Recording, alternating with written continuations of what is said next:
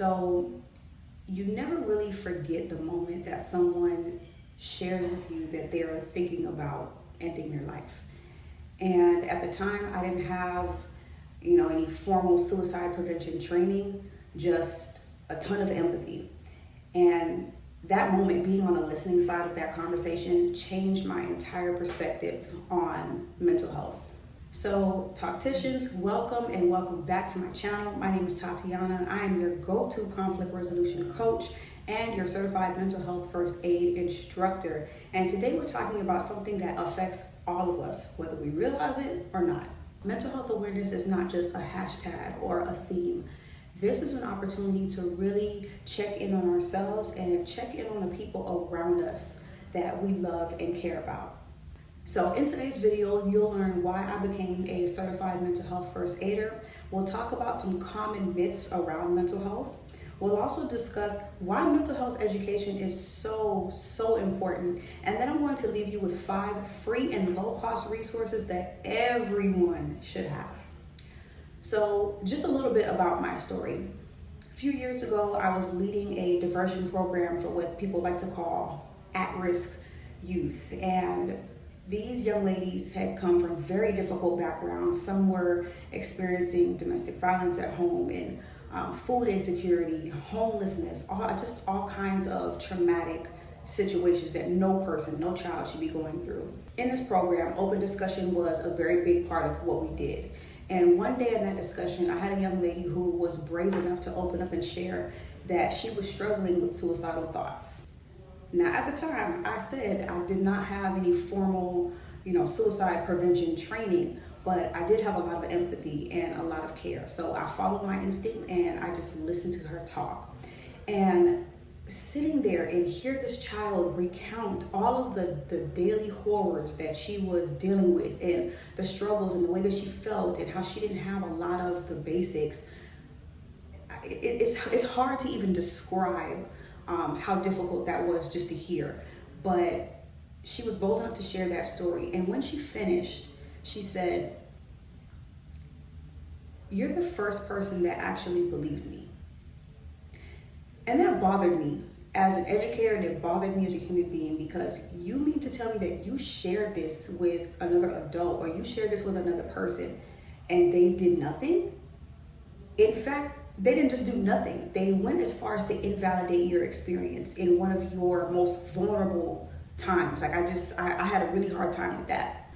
But either way, even though I didn't have that training at the time, what I did work. The empathy, just sitting there, leaving space open for her to just talk and express herself, it worked. But now as an instructor, it just makes me think, man, like if I had had mental health first aid training, if I had some kind of framework to guide me in that conversation and to just give me some more confidence to navigate that, I feel like I just would have felt better. But either way, the young lady is fine. She is okay, at least from what I know. But that moment stayed with me, and it definitely was a big part of the reason why I became an instructor. So moving forward, after I worked in that diversion program, I'd done a couple other things, still in the social service industry, working in education, case management, youth development, things of that nature. But I just kind of got to a place where I really fell in love with teaching, and I wanted to use that gift to be able to connect and mentor and heal people in a different way. And an opportunity opened up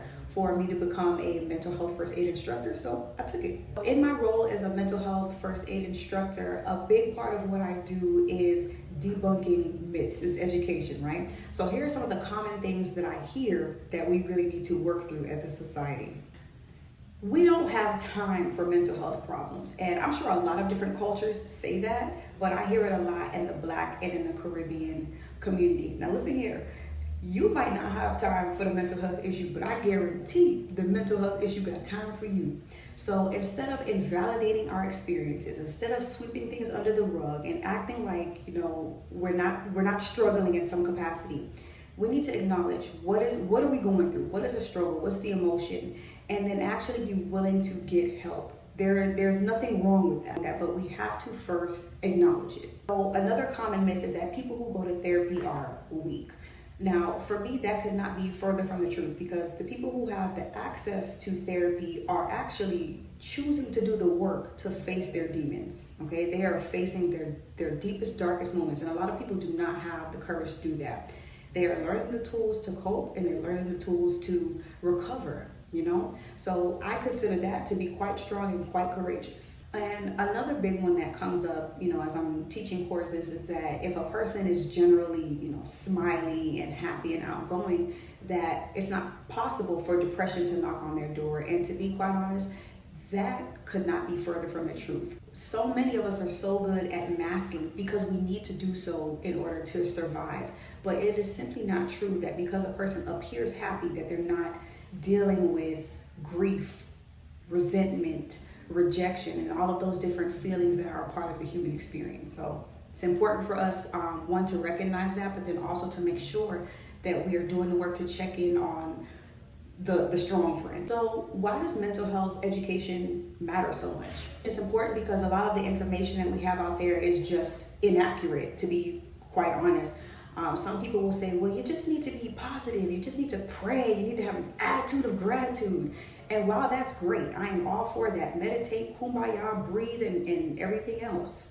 But that's not going to change a chemical imbalance in the brain. And that is not a substitute for actually calling out, identifying, and processing different and difficult emotions. Okay, it's a completely different process. So you pray and be positive and use gratitude, do all of that, in addition to actually getting professional help. Another reason why it's so important to become educated on these topics is mental health challenges do not discriminate. Okay, it doesn't care how beautiful you are, how many degrees you have, how much money you have, your age, none of that. And there are so many people who are, absolutely crumbling under the weight of having to deal with these issues by themselves. There's also a great deal of people who don't even know that what they're experiencing is a problem. The more education, the better. We can create safe spaces for people. We can, get them connected to resources. I also want to say that, even with all of the empathy and, my background in psychology and just all of the general research that I do, because I just like to understand people, I still didn't know how to have a mental health conversation. And being a mental health first aider or being an instructor helps you to do just that. I didn't get the importance, and I didn't know how to be non-judgmental in my approach. I also didn't understand the importance of actually giving people a resource when having a mental health conversation. I thought it was enough, just to be like, hold on, pat on the back, pat on the shoulder, you're going to be good. You're God's strongest soldier. That's good. But then where's 211? And where's the therapist? And where's the church? And how can I get to the food pantry so that I can actually put nourishment in my body while I'm going to therapy? Yeah? As y'all can tell, I highly recommend getting educated specifically through mental health first aid, either by just taking the class or becoming an instructor. It's a great preventative measure, but it can also be used in a crisis scenario as well. Mental health first aid teaches you how to recognize the signs and symptoms of someone that is having a mental health challenge or a crisis. The class is amazing because you can choose to take it in person, you can take it virtually. If you choose to become an instructor, it's a 3-day virtual training. You can run this as an entrepreneur, or you can choose to get a job that offers it so that they can pay you for your certificate and you can have a regular salary. So there are lots of things that you can do with this certification. Another resource is to call, text, or chat with someone at 988. That is a number that you can call. That is our National Suicide and Crisis Lifeline that runs 24/7. So if you or someone is struggling, feel free to get in touch with somebody at that number. You can also text the word HOME, HOME, to the number 741-741 to chat with somebody if you or someone else is in a crisis. Then we also have warm lines. Now, I'm specifically in Florida, so ours is called Clear Lines. This is a number that you can call just to talk to somebody. Maybe it's not a crisis situation that you're in, but you're having a hard time. You just want somebody to listen. That line is available every day, 4 p.m. to 10 p.m. And let me give you the number real quick. It's 1-800-945-1355. 1-800-945-1355. You can also call 211 if I'm not mistaken. This is a resource that is offered nationwide. I think it's ran by the United Way. But you can call, especially if you need resources for mental health or if you need resources for other areas of life. They can get you connected to local support with housing, food, clothing, childcare, all kinds of community resources. So that's another thing that we can tap into. All right, so as we close out today, I am hoping that we use this month as a temperature check. Make sure that you check in on yourself, check in on your people, be kind, be compassionate, and get educated. Take a class, take a webinar, read an article or a book about mental health. So if this video helped you or it made you think, feel free to like, share, comment, subscribe, all of the things. And make sure you let me know in the comments, have you ever had to help somebody through a mental health issue or crisis? And what worked and what didn't? All right, Talkticians, till next time.